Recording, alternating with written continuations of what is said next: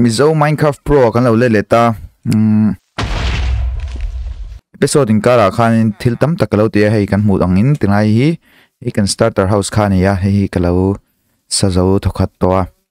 ten veranda te kalo sima te hen chuanin a chung kan enanga ma se hin a chung hei le lampang ala om lawa dark oak hi kala nei dai chi lawa chu dark oak tree te kan nei to dark oak te ka puna o ti ani thing ho kha kan ting mang khan ti hen kalo sa chuanin na chung hi kan sa zawanga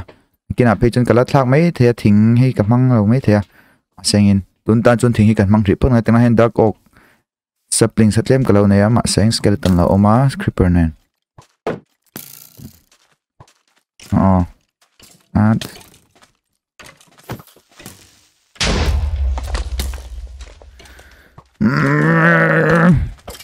starter house kan sak chun zawanga chumi ma chun tenai dark oak kan nei hi no hi inchunga ta han ka manga dark oak hi kan ke chuwa inchung kan sang ko hi chang do le ka min lo hre thimula hriat lo nom lo do le ka ni pon lo hre thim do ne ron tial zau zau mai the ni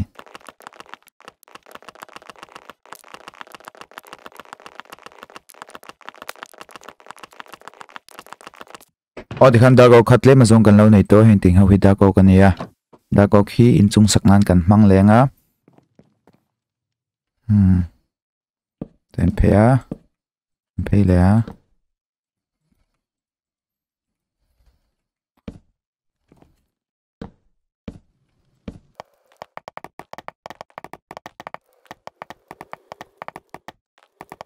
chuan chung ai chuan pahnih ve thung ania tapain pahnih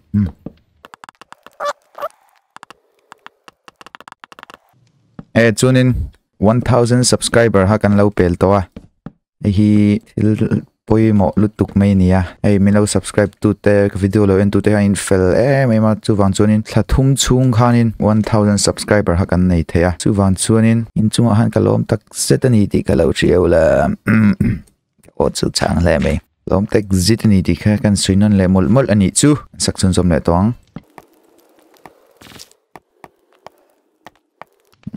ana nia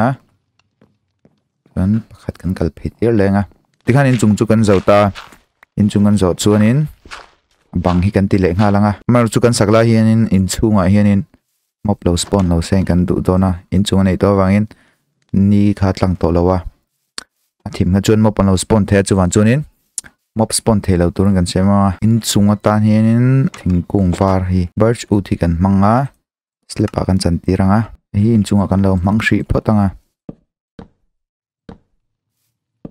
hi birds utania aru fatan hin lo mang velela in hi tangena chong nei kan sema in chunga hianin storage mo ting te kha kan la siam don ni chuan kan thret tu tena hianin hen pressure plate kalo da pressure plate kan da hianin kan enanga click ngai me lewing ga lo ngai thlaula kan gal tlang top the pressure plate mang khan alut lampang hi chungai lawa chan chu tena zombies tha meron ta nen kan lu khain amai nen khar le po khangai to lo thalu tuk ti kan 1 2 3 4 5 tahin bi makal phele dona and ting is spruce ania ting hi kan le longa sa na chon farm kan ya chu ma chun zan ania Minecraft Pro rule number 1 ha kan la hriat chunin rule number 1 chu nge kan ti chuan zana chuan mutur ti ni tu chuanin kan spruce thingkung khak tlema song kan la le longa bim tur ngor nia avai ma pon la ngai don la wa spruce chu ala tam tu spruce mun ania tana hi skeleton farm te po kalo siam to kan ning te po kan endo na ni and dart po kalo la thalo ni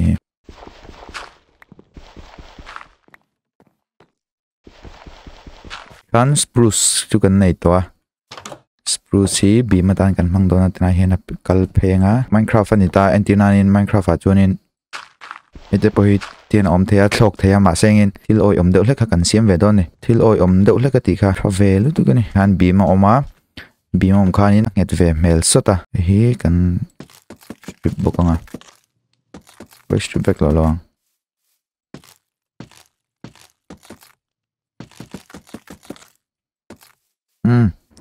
then hi kan fill up theita chung hi chun kina starter house ania hi kan uluk vak don lawa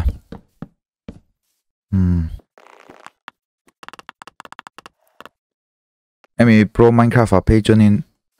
building tamzok ti kan tumanga building insakte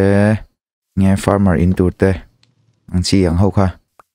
tam tak sakan tumanga chunin na chut tur po hin kina kan langai tonga kan hei kan starter house su nia tuna chung kan du tok shi potanga kan thilo ti te ho kha kan endon ne te ngai room te po kan la siamanga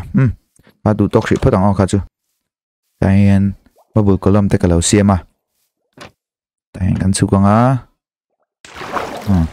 e thian tui kan da hei like kan ani da rai ka ko zon takhi hemi like kan block tharania tangkai em hei kena na ma chun sign te kan da ta hei tinga ta hian sign kha da trong ai thina mai ro chu hei tin nge o mang deuh khanin like kan da ve thei ni ei kan spawner khania tang khuanin mo pan lo sponsor chara tuya khan khi tan chawa chonin voi khat nek ri ngot pokhanan lo thi thei to a chonin ta hina kena choin automatic storage system de ka danga ka tia hei hen ting hi kan mo lawa kan mo chu bon le arrow chi ni maya kana af ke thea du chonin an voi khat nek khanan thi zel ta mai ni kanom ta sa thal mu hi tle ma jong kan lak bel longa na kena phei chonin hi ka thal man ani na kena phei chonin infinity te po kan nei dona enchanting te kan la tinga chonin etana hianin kan main kha oma le ma jong kalau fangkol vela torch te kalau da tanga konin ten chu khlang na tur te kalau siama kan main na tur ni he kha water column that ve na do chu step a chawak ngai lo khanin he tai kan kalanga khanin kan chuak le mai do ni tra han villager khan om thina amaro chu villager ha kalau sona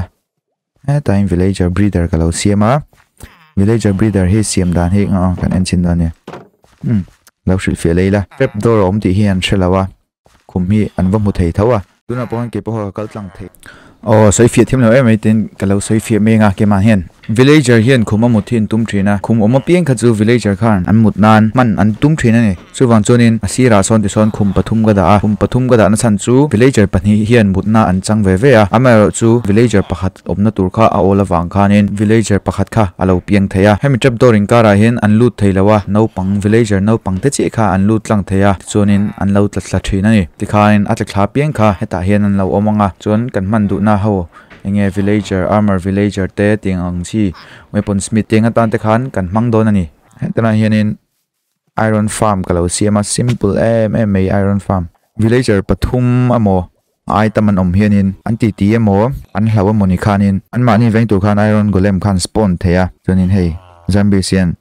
ati har chara mutan tum te khanin an mu theilawa an hlawa wang khanin iron golem phalawin spawna iron golem khan zombie si hetana zombie si han tha tuma chonin ta hena kala hetana lawenu la ti khwan ta han tu ye luang ti po ham amu to lo tina ni tu ye luana wang khanin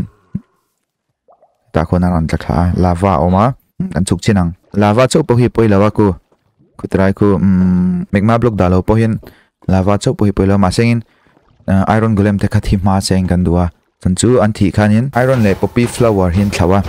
tikhana ron tla a hian lava an kanga amara chu item kha tikhana lo in dropa hei poppy ho hi manna tur kan nei lo wang khanin ten kan langa ten kan danga chonin ta hand bone mi la lo chang mai do ni hei iron golem han spawner akhania bong le beram kan zonganga chonin an in tur te kan sanga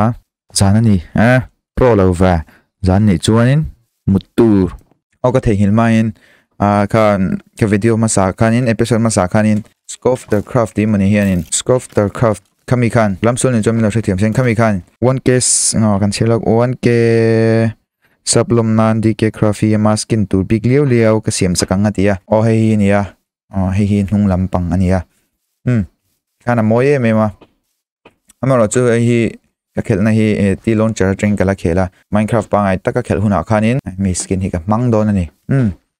lom tak zet ani hooray tuna chunin bong le beram kan zongang anom na lai tur hi kan lo siam photanga khongai kan om tirang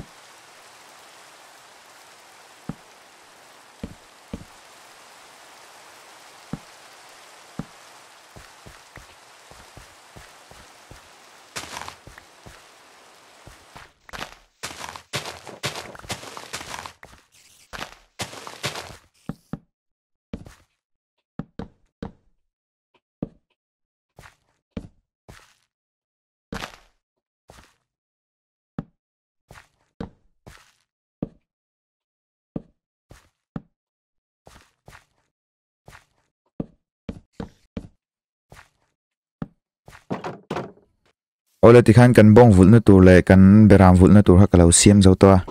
hetena hian bong kan vulanga chen hetena hian beram bong hi tam tak kan mo do na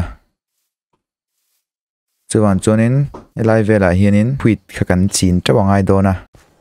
o bong le beram ha kan zong man do na mokatia ma ro chu kan zong man don lo tata hei kan video top lampang te lo ni to